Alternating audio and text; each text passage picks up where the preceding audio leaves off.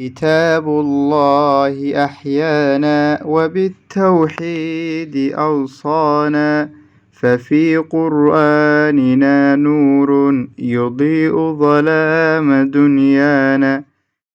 الحمد لله رب العالمين والصلاة والسلام على نبينا محمد وعلى آله وأصحابه ومن تبعهم بإحسان إلى يوم الدين. وعشركي بقول لباتني أفراد قيبتي لبات يعشرة أنو كجا ورميني كإلالين تأوبت كحمانتا ولبا وامحي عشرة أنو كجا ورميني سيابها وامحي أوبت كأن أبرينو أما قاببك أسكيك كوريليان جنابة مركا هذا الدمر كنا قضانا وامحي حيد كمركا وامحي وحيابها فرل كواجب كإلالين يان أيانو كسور هرني إن شاء الله تعالى هذا وحنا نكور همينا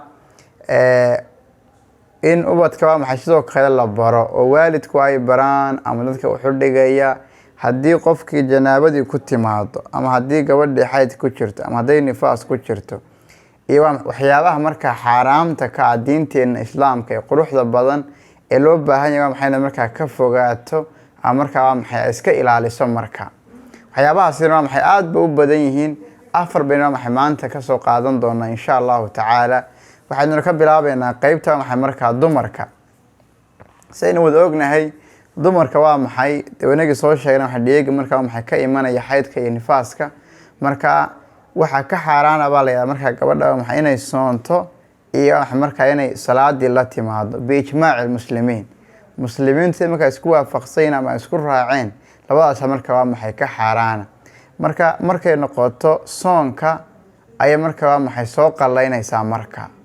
ولا تقضي الصلاة صلاة ما حيحبك سوء علم ميسو مركا مسوق لين ميسو عايشة نبي كورينيس رضي الله عنها وحيلة هاي مركا وامحي دليقا سنوي ماضو وحنا الأمر كري بقضاء الصوم ولا نؤمر بقضاء الصلاة إن أنا وامحي الصلاة وامحي صومك سوق قدنا بان الأمر كري لما أمر كري وامحي مركا الصلاة دي انت أنا قلتك تنكو سوء علم مركا كو تاسوا محي وصلاة ويكفوق عن إسامرك أنت حيد كتشرت أما حبيني مالها نقطة أما تضيع عشان نقطة أما شيء تمن عشان نقطة مركا لبا وحا كحارانا ما دام الصلاة دي حاران كتهاي وحا كلان أولوانين إني مساجك وما حمركا أي قشو مركا نبي وحاول عوام حي فإني لا أحل المسجد لحائض ولا جنوب مساجك إلهي وامحي أمان حلالين أما لو ما أقوله gabar marka xayd le marka iyo qof marka waa maxay isaguna janaabo le marka taasina waa maxay waa qodobka marka waa maxay labaad marka dumarka looga baahay masaajidka maxay marka waa maxay gelin hadii marka ay xayd leeyahay hadii marka waa maxay ay marka hadii waa maxay shahwad marka ay leeyahay marka dhiig maxaan leeyahay janaabadii marka ka saddexaad waa maxay waxa kale ka xaraana dawaaf bil kacba marka masaajidka de laga yimaado masaajidka nabiga markay noqoto masaajid gudihiisa baa la diiday salaadii baa la diiday kacbada marka maxay inay ku dawaafto ama ay ku wareegto marka maxay ku wareegto iyadana wax marka lama ogola waa nabiga kaleey salaatu wasalaam waxa uu lahaa maxay faf'ali ma yaf'ali al-hajj ghayra an la tadufi bil bayt hatta tadhuri maana nabiga waxa uu lahaa waxaad sameeysaa maxay wax kasto xaajigu sameeyo أنا أحكامتي حاجة وقفك حاجة وجودني وحكي سمايو والله إيمان يسا واتسمين يسا مركا وعايش مركا ومحيا أي حديث كم حورين يسا مركا وكم حقولها واحد ومسكين على يسا غير ألا تضوفي بالبيت معنا بيت كايلا هي كعبة حكوري مركا إيادا حتى تظهري إلا مركا ومحيا ظاهر نقطة مركا وأيضا محي واحد يضع خلافه مركا ومحي ما لها مركا qaybta u dambaysa waxa weeye ama aan soo qaadanayna maanta afarta soo qaadayna nambarka afraad hadii marka de gabadhii ay inta ka ay u wada dhaafto oo kala de qof ay noqoto ay guursato oo kale waxa marka iyadana maxay ka xaraana in marka ninkii waa maxay uu uga tago ama waa maxay ama uu kaga raaxaysto taxta al-izar ma bayna surrati wa rukba macnaha waa maxay halka xundurta ilaa inta u dhaxaysa waa maxay booda laga gaarayo inta waa maxay inuu waa maxay ninku kaga raaxaysto ayaa marka waa maxayadan aan la ogolayn marka ilaa bayna surati warukba lahaa marka waa xundhurta ilaa waa maxay jilbika marka intaa waa maxay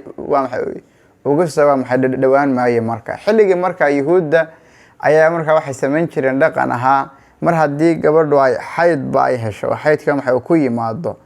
ayaa waa maxay waxna lamay cuni jirin waa maxay lamayna ciyaari jirin waa maxay umayna tegi jirin xataa waa maxay dee guriga xataa uguma iman jirin meel kale iska aadi jireen marka waa maxay saxaabadii waa maxay ayaa marka nabiga weydiiyey calayhi salaatu wasalaam kadib marka ilaahay waxa uu soo dejiyey wayas'aluunaka cani lmaxiid qul huwa adan factazilu nnisaaa fi lmaxiid marka nebigu waa maxay ilahay wuxuu leeyay marka waa maxay dumarkii waa maxay dee xilliga waa maxay xaydka waad ka fogaanaysaa marka maadaama dhiigga aysan maxay dhib marka uu yahay marka nebigu laakiin wuxuu amray inay waa maxay dumarkooda ay waa maxay dee wax la cunaan ay wax la cabaan waa maxay ay la ciyaaraan waa maxay ay guryihiina waa maxay ay kula noolaadaan marka waa maxay oo ay la joogaan marka waxa uu lahaa nebigu calayhi salaatu wasalaam macnaha isnacu kulla shay ila nikaax macnaha gabadha waa maxay waa xaaskaaga ilaahay oo kuu banay wax kasta waa maxay waad ku samaynaysaa buu lahaa ila nikaax ay ila jimaac inaad u galmootid uun bada maxay iska ilaalinaysaa marka laakiin waxaad samaynaysaa wax kasta waa maxay waad samaynaysaa marka dee wanaga sheegnay galmadana maxay intaa bayna surati warukba ayuu iska ilaalinaya marka ninku marka halka waxaad ka arkaysaa macnaha dee diinteenu say waa maxay ma jirto diin waa maxay sidaa waa maxay u karaamaysay dad waa maxay dumarka marka macnaha diinta waa xuquuq baa la siiyey gaara la siiyey makaana iyo boos waa maxay gaaro sareeya ayaa marka waa maxay la siiyey wataa leeyahay waa maxay hadda cibaadada ilaahay waa maxay marka waa maxay hadda ay ka tagi kartaa marka salaadii bay ka tagi kartaa masaajidkii baan tagi karin kacbadii baan ku dawaafi karin ninkii waa maxay baan hataa u galmoon karin marka waxay ku tusinaysaa maxay karaamada iyo maxay xuquuqda waa maxay marka dil siiyay dumarka xilliyada waa maxay dhiiga waa maxay ku jiraan marka afarta qodob bay soo qaadan doonaa qaybihii ragga waa maxay xagga dambe insha Allah taala maxay kaga warrami doonaa yaxyaa marka ay wadaagaan ragga iyo dumarkuba ee ka xaraamta marka aan u dhawaan karin wallahu subhanahu wa ta'ala a'la wa a'lam